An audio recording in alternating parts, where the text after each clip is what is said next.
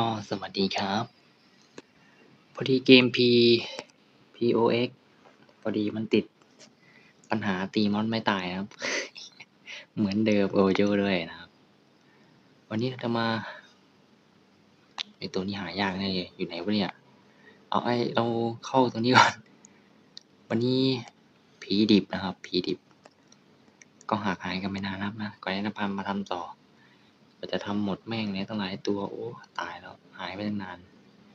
เกมว่าอัปเดตบ่อยเพราะเกินเนื่องจากแก่นแท้ของมันหายออกบรรพบุรุษที่ฝังอยู่ใกล้หมู่บ้านจึงตื่นขึ้นและพวกเขาก็กลายเป็นคนดุร้ายอ่อนแอต่อไฟทนทานต่อน้ำแข็งและลมคนดุร้ายอะไรวะมันบอกว่าผีดิบมันอะไรอ่ะมันคืออะไรอ่ะโหเดี๋ยวมันเข่งเลยแม่งไปอันดับแรกเราก็ให้มันฆ่าก่อนแล้วนะให้มันฆ่าก่อนนี่ไงผีดิบ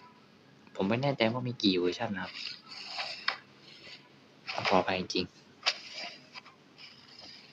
ให้มันฆ่าก่อนแล้วกัน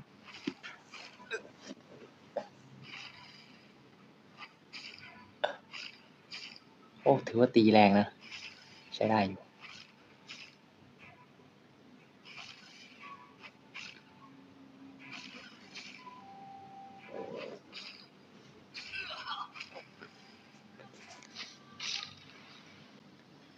ต่อไปก็เป็นการเข้าด้านหน้านะครับไปเปิดประตูผีดิบปรากฏตัว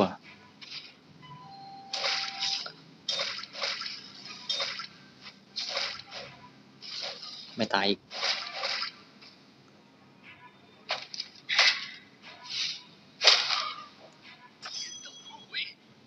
โอเคโอเค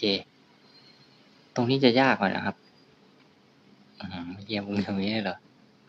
อย่าหันมานะเฮ้ยอย่าเล่งก็ดิ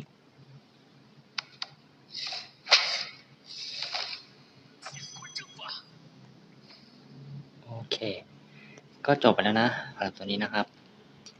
เดี๋ยวพาร์ทหน้าเราจะมาปีศาจดอกไม้ประมาณนั้น